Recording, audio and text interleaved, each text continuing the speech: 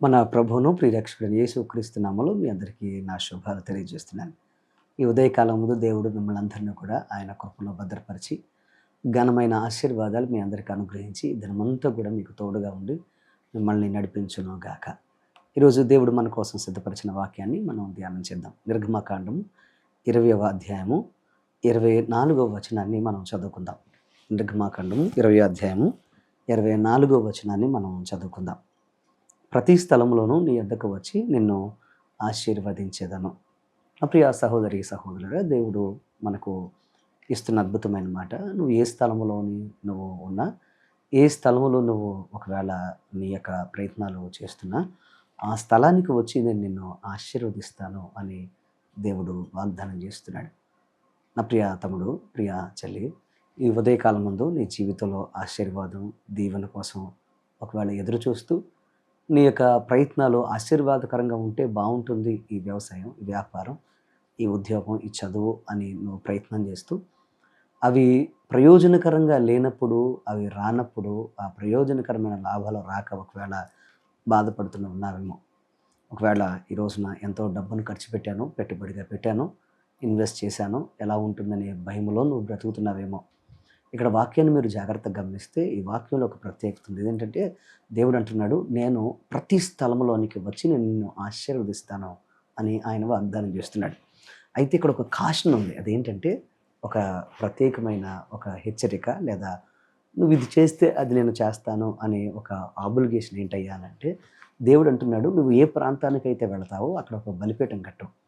నువ్వు ఆ బలిపీఠం కట్టి ఎప్పుడైతే నువ్వు ఆ బలిపీఠాన్ని నా కోసం సిద్ధపరుస్తావో, నేను అక్కడికి నువ్వు ఏ స్థలంలో బలిపీఠం కడితే ఆ స్థలములోకి నేను వచ్చి నేను తప్పకుండా నిన్ను ఆశీర్వదిస్తాను అని ఆయన వాగ్దానం చేస్తున్నాడు. ఇది ఎవరికి చేశాడు ఈ వాగ్దానం?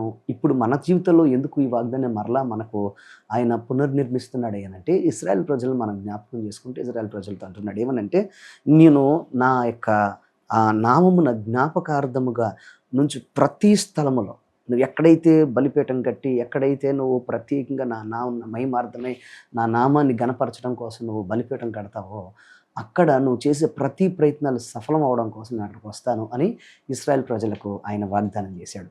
ఎందుకనంటే ఈ లోకంలో నువ్వు ఏ నామాన్ని స్మరించినా ఆ నామం వల్ల నీకు ప్రయోజనం కలగదు, కానీ నువ్వు దేవుని నామాన్ని స్మరిస్తే నీకు ఆశీర్వాదం తప్పకుండా వస్తుంది అనే విషయాన్ని ఆయన గుర్తు చేస్తున్నాడు. ఈరోజు నీ జీవితంలో కూడా ఒకవేళ నువ్వు అనుకుంటున్నావేమో, నేను ప్రయత్నాలు చేస్తున్నాను, పని చేస్తున్నాను, అన్నీ చేస్తున్నానని. కానీ ఒక ప్రశ్న ఏంటంటే, నీ ప్రయత్నాల్లో అది నీ వ్యాపారం కావచ్చు, ఉద్యోగం కావచ్చు, లేకపోతే నీ యొక్క గృహ నిర్మాణం కావచ్చు, నీ యొక్క కుటుంబ నిర్మాణం కావచ్చు, నీ వ్యాపార వ్యవసాయం కావచ్చు, నువ్వు ఏదైనా కానీ నువ్వు పని చేసుకుంటూ, నువ్వు ప్రయత్నం చేసుకుంటూ వెళ్ళేటప్పుడు ఆ స్థలములో దేవుని యొక్క నామాన్ని గణపరిచే స్థలాన్ని, లేకపోతే అభిషేకించబడిన స్థలాన్ని, నువ్వు దేవునికి ప్రత్యేకించబడిన ఒక బలిపీఠాన్ని కడుతున్నావా లేదా, ఆయనకి స్థలం ఇస్తున్నావా లేదా అన్నది నీ యొక్క జీవితంలో నీ యొక్క సక్సెస్ను నిర్ణయిస్తుంది అనే విషయాన్ని మీరు గమనించాలని మీకు మనం చేస్తున్నాను. విజయం దేవునికి నువ్వు ఇచ్చే స్థానాన్ని బట్టి ఉంటుంది. నువ్వు ఎంత ఎక్కువ స్థానాన్ని ఆయనకిస్తే అంత గొప్ప విజయం దేవుడు నీకు ఇస్తాడు. ఈ రోజున చాలామంది ఆరాటపడుతున్నారు, పోరాటం చేస్తున్నారు, కానీ ఆ ఆరాటంలో, ఆ పోరాటంలో దేవుని మీద నమ్మకం, దేవుని యొక్క కార్యం మీద నమ్మకం పెట్టుకోవడంలో చాలామంది విఫలం అవుతున్నారు. ఈరోజు ప్రియ తమ్ముడు, చెల్లి, ప్రియ సహోదరి సహోదరుడా, ఈరోజు దేవుడు నీతో మాట్లాడుతున్న మాటను ఒక్కసారి నువ్వు మననం చేసుకుంటూ, ఆలోచించుకుంటూ, దేవా నా జీవితంలో నీకు మరింత దగ్గర ఇవ్వడానికి నా జీవితంలో నాకు సహాయం చేయండి ప్రభువా అని ప్రార్థన చేస్తూ, నువ్వెందుకు నీ జీవితంలో దేవునికి అవకాశం కోసం నువ్వెందుకు ఎదురు చూడకూడదో ఒకసారి ఆలోచన చేయి. నువ్వు ఆయనకు అవకాశం ఇచ్చావంటే నువ్వు తప్పకుండా విజేతగా నువ్వు మారిపోతావు. ఎందుకనంటే నువ్వు వాక్యాన్ని జాగ్రత్తగా గమనిస్తే అబ్రహాము ఆయన ప్రయాణంలో అతడు సక్సెస్ అవ్వడానికి లేదా విజయం సాధించడానికి గల కారణం ఏంటంటే, అబ్రహాము ఎక్కడికి వెళ్ళినా బలిపీఠం కట్టాడు. ఎక్కడ నివాసం చేసినా, ఎక్కడ గుడారం వేసుకుని అక్కడ బలిపీఠం కట్టి దేవునికి ఆయన బలులర్పించాడు, ప్రార్థన చేశాడు. అందువల్ల అతను అద్భుతమైన విజయాన్ని సాధించాడు. ఈరోజు నీ జీవితంలో కూడా నీవు నీ యొక్క విజయం, నీ అపజయం విజయంగా మారాలి అంటే నీవు కూడా తప్పకుండా చేయాల్సిన పని ఏంటంటే, నువ్వు ఉన్న చోట వెంటనే నువ్వు చేసే పని, నువ్వు చేసే ఉద్యోగం, నువ్వు చేసే ప్రతి కార్యము దగ్గర, లేకపోతే ఆ కార్యము నువ్వు చేస్తున్న స్థలములో నువ్వు ఎప్పుడైతే ఆయనకు బలిపీఠం కడతావో, ప్రార్థన అనే బలిపీఠము, యాచన అనే బలిపీఠము, ప్రత్యేకంగా ఆయనకు స్థానం ఇచ్చి నువ్వు ఎప్పుడైతే ఆయన్ని ఆహ్వానిస్తావో అప్పుడు ఆయన అక్కడికి వచ్చి నువ్వు అడుగుపెట్టు ప్రతి స్థలములో నువ్వు పెట్టే ప్రతి అడుగును ఆయన స్థిరపరిచి నిన్ను ఆశీర్వదిస్తాడు. ఎందుకనంటే ఈరోజు ఆయన వచ్చాడు అనంటే ఏ అడ్డైన ఆటంకమైన తొలగిపోవాల్సిందే. ఆయన అటువంటి అద్భుతం చేయగలిగిన వాడు నీ జీవితంలో. నువ్వు ఏ దేశంలో ఉండి ఈ వాక్యాన్ని వింటున్నా, ఏ ప్రాంతంలో ఉండి ఈ యొక్క వాక్యాన్ని చూస్తున్నా, నీ జీవితంలో ఆయన్ని ఆహ్వానించి నువ్వున్న ప్రాంతానికి, నువ్వున్న చోట ఆయన ఉండాలి. అప్పుడు నువ్వు విజయాన్ని చూస్తావు.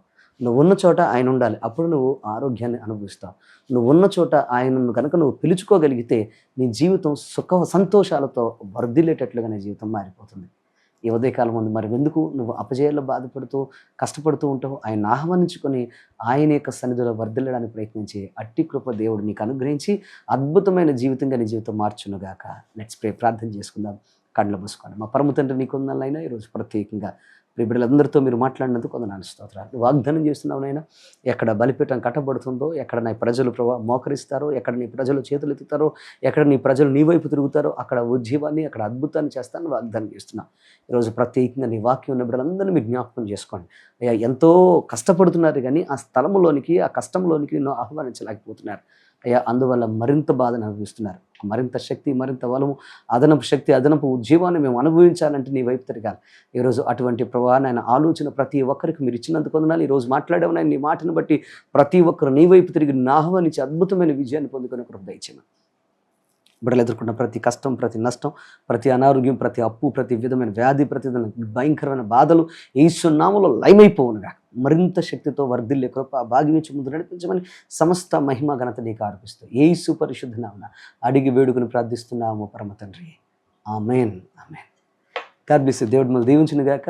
ఆయన గొప్ప విజయాలు మీకు అనుగ్రహించి ఘనమైన సాక్షులను నిలబెట్టును గాక. ఈ వాక్యం దేవునికరంగా ఉంటే మర్చిపోరు కదా, మీరందరికీ షేర్ చేయండి. God bless you. ఆమేన్.